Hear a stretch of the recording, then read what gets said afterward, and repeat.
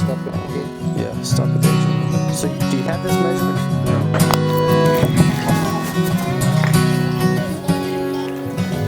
No. Don't be fooled by the whispers of the winds from the north. They'll just leave it where you lay, Yeah, that's fine. broken, beaten on the floor.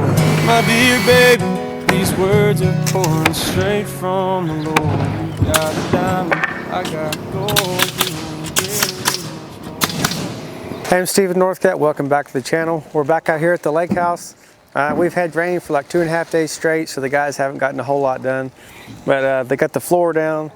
They're starting their walls. So they're going to get all the exterior walls up. We're going to get our temporary handrails around the staircase so nobody falls off into the stairwell. A lot of people will like to put the sheathing on the outside of the walls and then stand them up later, but I prefer to do it after the fact, just in case there's any variance in that floor at all, which there shouldn't be, but just in case there is. When you stand a wall that's sheathed, it makes it where there's gaps underneath that wall, and I really don't like that. I'd rather that wall to be tight, and then we stand, but that way when it stood up, it's tight, and we put the sheathing on there, it's all nice and tight. The sheathing will hang over the floor system.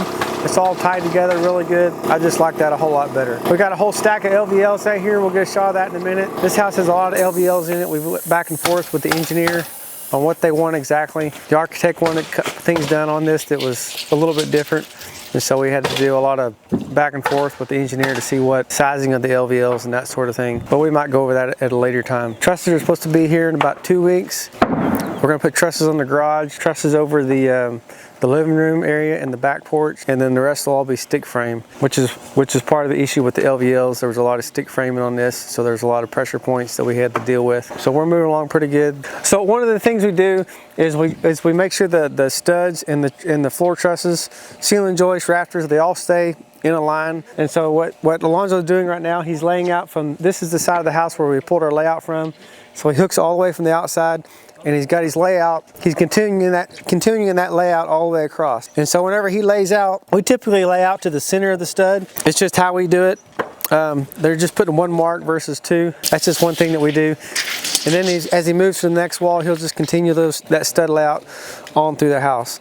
And then that way all the bearing goes straight down from the joist to the stud, to the floor joist, to the stud below, down to the foundation underneath. On this house, we use the Advantech flooring.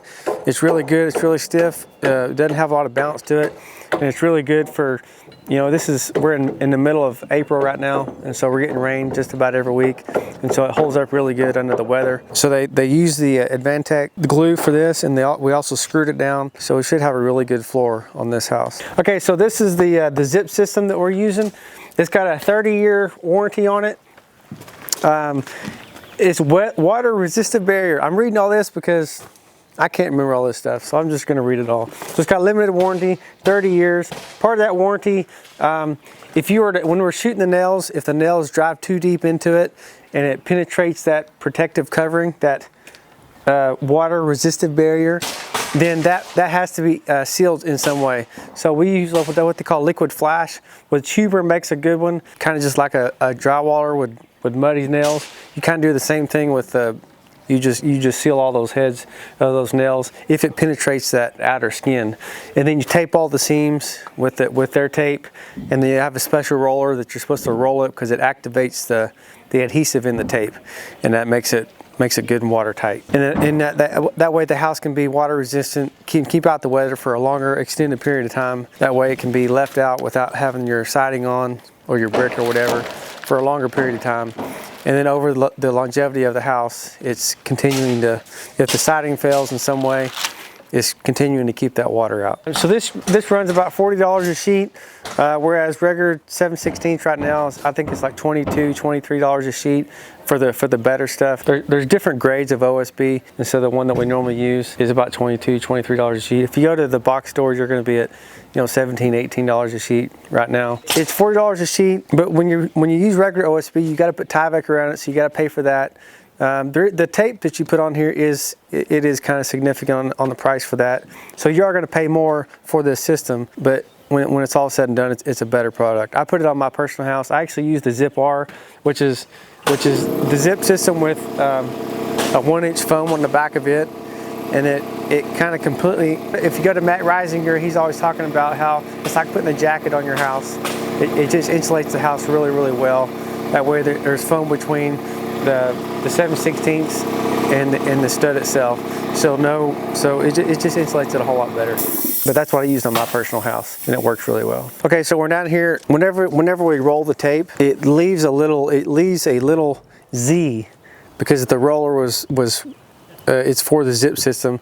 And so how they know whether or not you actually rolled it or not, it makes these little indentions in there. It's actually just a bunch of little Z's that's just all down through here, and that way they know whether or not you rolled the tape. If you don't roll the tape, it doesn't adhere very good, and so that's how they know if you actually rolled it or not. That way, if you come back for warranty, they can look at that and tell whether or not it was actually rolled or not. This block here is too long,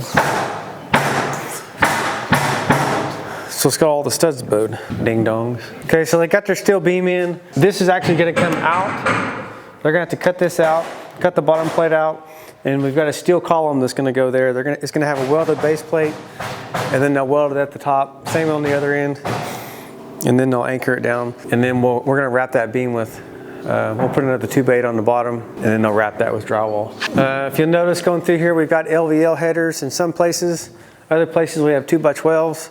So the architect called out for 9.5-inch LVLs here. Most of these are just 2x12 because they're not carrying as much weight.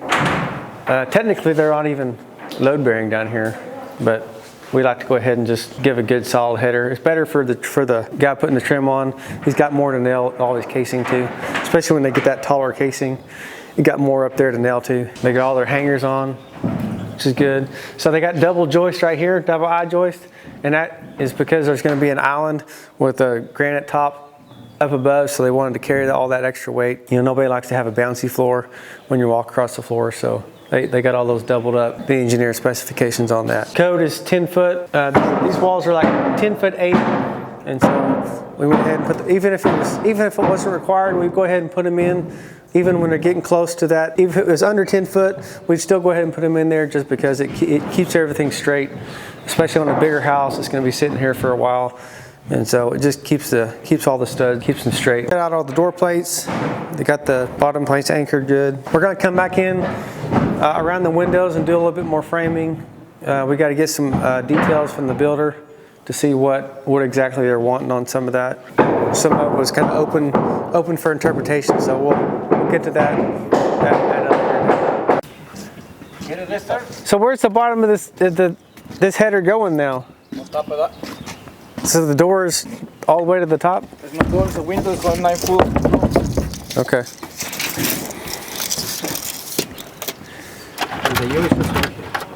Okay. And it's open. This is a 91 and a quarter. Okay. All right.